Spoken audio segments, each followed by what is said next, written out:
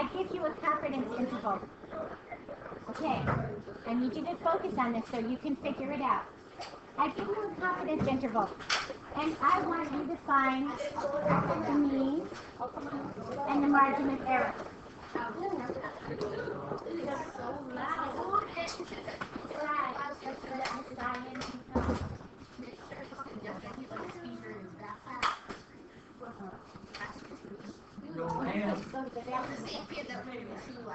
Oh, really? Okay, I know that's true. Okay, take a minute and see if you can figure this out. Use what you know about a confidence interval, where the mean is located, and how to come up with a margin of error. So take a minute and see if you can.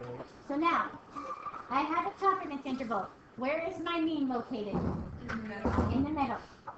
So Angela, how did you find the mean? Well, I took the average of 22.3 and 23.5. Mm-hmm. Take the average and divide it by 2, and what'd you get? Just tell me what you mean is. 22.9. 22.9. Okay? Shh, guys, I want it quiet. Okay, now, how from there do I find the margin of error? Subtract. There you go. Just like you do on your calculator, when we did it on your calculator. It doesn't matter which way you go. You can do it the other way. You can go this way. So your margin of error is 0.6. Everybody? I think we just do it like a different way, at the same Yes. Which way did you do it? I subtracted 22.5 from 22.3. Divide by 2. That's your margin of error. And then I just added that. Yeah, absolutely. Bailey has another way.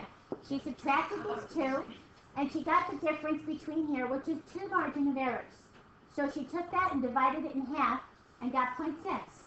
That's her margin of error. So then she probably added the 0.6 to the high end and got that. That's another way to do it. I go with the averages because it's just easier to explain, but that's an absolutely fine way to do it. Okay, now today we're going to look at sample size. God bless you. We have found that as your level of confidence increases, your confidence intervals widen, not get larger, they widen, because we need more wiggle room in order for us to be more confident. However, it works reverse with your sample size. As your confidence level widens, the precision of your estimate decreases. As the sample size increases, the confidence interval narrows because of this.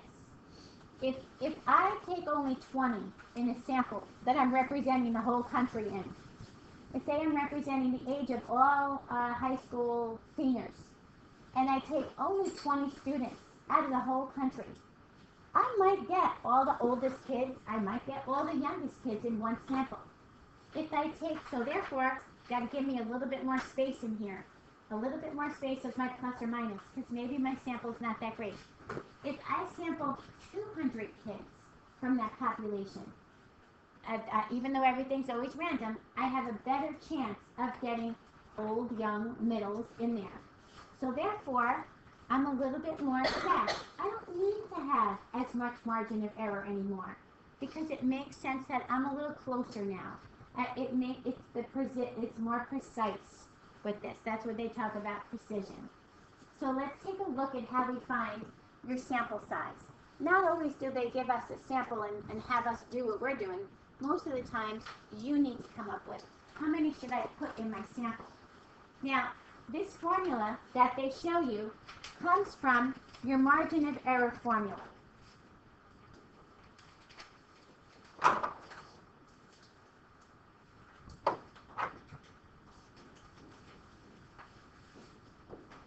This one is derived from this formula. Do you need to know how it's derived? No, but if you watch, the same as your z-score, and then we solved it for x, remember? You're going to use this, the same letters. You're going to cross-multiply, and do you have to do this? No. You're going to solve for n, so you're going to divide both sides by e. You're going to undo your square root by squaring. Hence, we get your formula. I cross multiplied up there. So there's your formula. Do you have to derive this whenever you go to use this? No, I'll give you the formula. But I want you to know, since it uses the same numbers, that it comes from the original formula. Just like your z-score when we solved it for x. Okay? And I'll give you these formulas. One of the reasons I do is because you're just taking this course now, and if you take it next year or the second year of college and you do this again, you'll never remember them anyway. So they're so easy to look up. You have a book, you have the internet. You can always look up a formula. It's how we use them that I really need you to know how to do. So the formulas themselves I give you except your original z-score. And again, whenever we find a sample size, we will always round up to the next number. So let's give this a try. Okay, and there's no calculator step for this. No calculator step. Okay, the economics researcher in your example 1 wants to estimate the mean number of hours worked by all grocery store employees in the county. How many employees must be included in this sample? How many employees? Then I need to find n. That's what tells me to find n. To be 95% confident that the mean is within 1.5 hours. What do you think the within 1.5 hours represents? If this is what I need to find.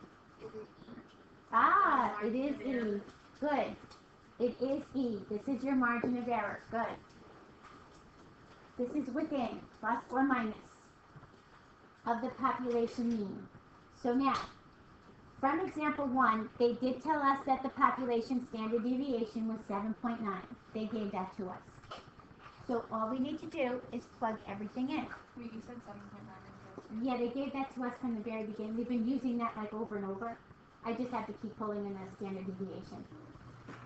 So, what's the ZC, the Z-score, associated with the level of confidence of 95? 1.6. Good.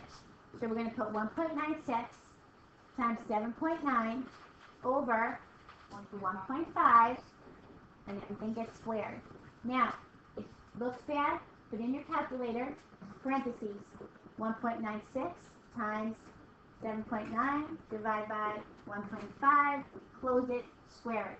It does order of operations. Yes, what'd you get, Hilda? If I plug it in, like 106.5, which, am I rounding to the 10? 6, wait, 106.5? Now, we always have to round up, because you can't get a half a person, right? So we have to round to 107.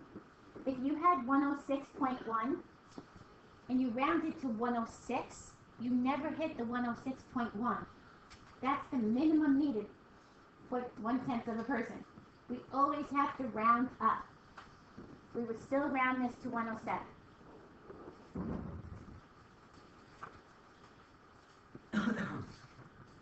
Now, we're going to take this and we're going to change your level of confidence. We're going to change our level of confidence. But I think they changed their margin of error. Let's change our margin of error. The next part of this says, make your margin of error. Before we do this, I want to think this out. 2 hours. What do you think will happen to our sample size? Not wider. Smaller. Smaller. Because they gave us more wiggle room. I don't need to be as exact in my sample now because they give me a little bit more wiggle room to play with. So if you give me a little bit more wiggle here, I don't need as many in my sample. And if you take a look at this, if you divide by a larger number, don't you get a smaller answer? Like, look where it's positioned. So now, if we do this guy, we're going to keep the same level of confidence, same standard deviation. We're going to change this to a 2. Yes, change it to a 2, and round up to a whole number, 60. Look what happened to your sample size. It got smaller.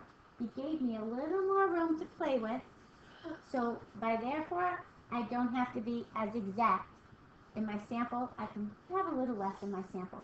Even 60 is a good amount for your county. 10, 20, not so good. But the higher you get, the better. Even though everything is random anyway, you want to make sure your sample is good. Are we gonna be able to see which there are other states for? Well, right now, can we do this? You can ask me later. Okay. Any questions on this? Questions? Okay. That's the end of this part. So what I'm going to do is, let me explain. This is really not a lot because this part here is just matching. Some of them are just like finding a confidence ZC thing. It's not until you get to the very end that there's word problems. Do we have to do up to 50 You have to do up to 50. for tomorrow? It has to be done by tomorrow. Tomorrow we're going to review this in class, and Friday's going to be a quiz. Okay.